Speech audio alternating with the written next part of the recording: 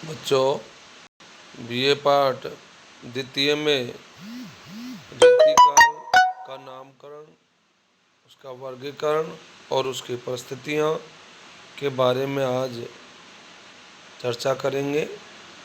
रीतिकाल का नाम आचार्य शुक्ल जी का ही दिया हुआ है। शुक्ल जी ने यह नामकरण इस काल की प्रवृत्तियों और मानव मनोविज्ञान के आधार पर किया। संवत 1700 से संवत 1900 तक रीति पद्धति पर विशेष जोर रहा, इसलिए आचार्य शुक्ल ने इसे रीति ग्रंथों की प्रचुरता के कारण ही रीतिकाल का नाम दिया।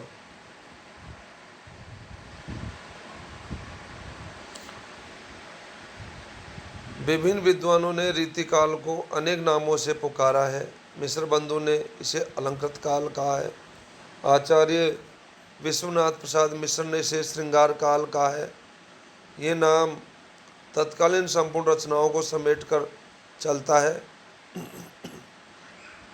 इस नाम की व्यापकता सार्थकता को आचार्य शुक्ल ने भी स्वीकार करते हुए लिखा है कि वास्तव में श्रृंगार और वीर दो रसों की कविता इस काल में हुई है।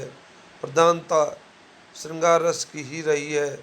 इसे इस काल को रस के विचार से कोई श्रृंगार काल कहे तो कह सकता है। श्रृंगार की प्रवृत्ति उस समय समाज और वातावरण की प्रवृत्ति थी। काव्य को अंक इससे अछूता नहीं है। डॉक्टर रसाल इसे कलाकाल कहते हैं। उनका कहना है कि काव्य ने कला पक्ष का जितना अधिक उत्कर्ष इस काल में हुआ उतना पहले कभी नहीं हो सका, परंतु आचार्य शुक्ल ने रीति ग्रंथों की बहुलता के आधार पर इसका नामकरण रीति काल रखा।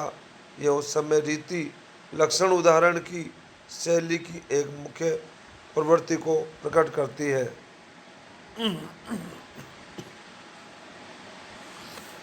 रीतिकाल का वर्गीकरण हम इस प्रकार करते हैं कि रीतिकाल को 3 धाराओं में बांटा जाता है। पहला रीतिबद्ध काव्य धारा, दूसरी रीति सिद्ध काव्य धारा और तीसरा है रीति मुक्त काव्य धारा।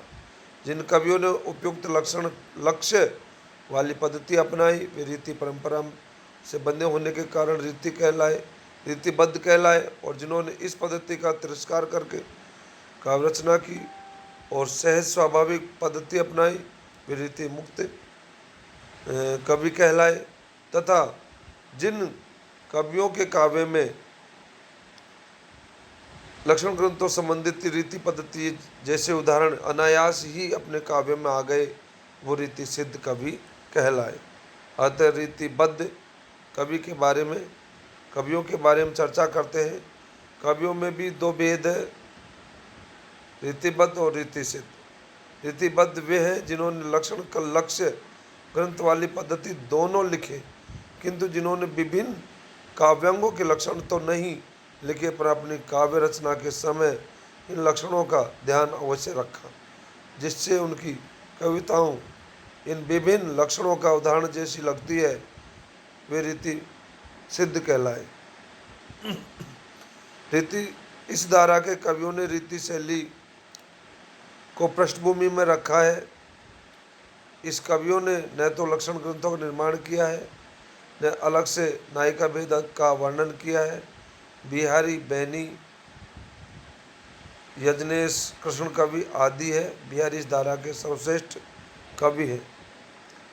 रीति मुक्त काव्यधारा, इन कवियों ने रीति को महत्व न देकर पृथक प्रकृति को संचालित किया है तथा स्वच्छंद प्रेम का चित्रण किया है।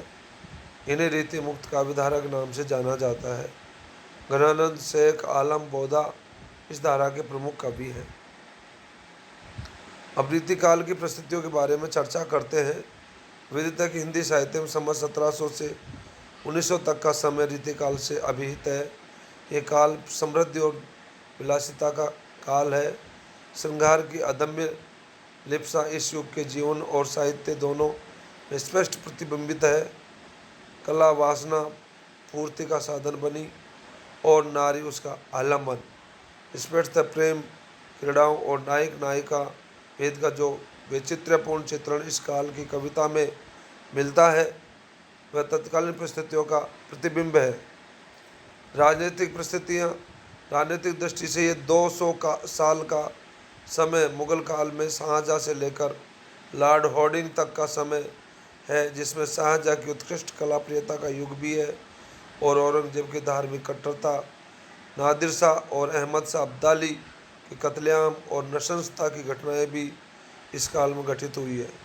अंग्रेजों की कूटनीतिक चालों और कुचालों का जाल भी इस युग में पनपा। छोटे छोटे राज्यों, रजवाड़ों, सरदार सामंतों का इस विपत्ति से अंग्रेज शासकों की अधीनता स्वीकार कर आंख मूंद कर दरबारी विलासिता में मस्त जीवन व्यतीत करने की कहानी भी इस काल की कहानी है।